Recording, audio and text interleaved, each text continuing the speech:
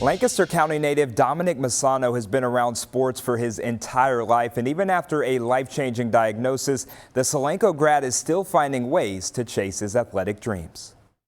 I was always doing sports. Dominic Massano grew up like many kids in Lancaster County. No matter if it was flag football, soccer, running laps around my house, it's just always been a big part of my life. His athletic career continued at Lancaster High School, but during his senior year in 2020, he started to feel some discomfort in his knee.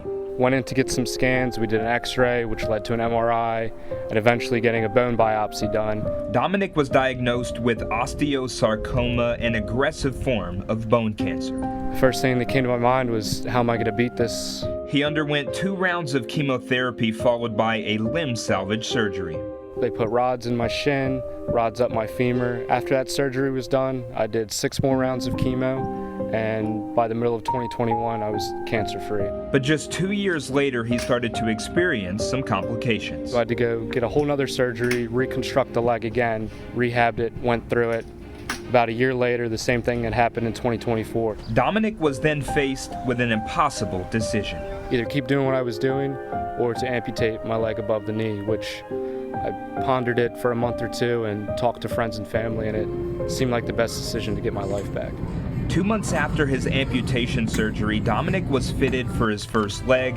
Soon after that, he received a running blade, which allowed him to start running and jumping once again. Being able to get back to that, it was just made me feel a lot better overall. His next challenge, competing in track and field events in hopes of eventually going to the Paralympics to represent Team USA.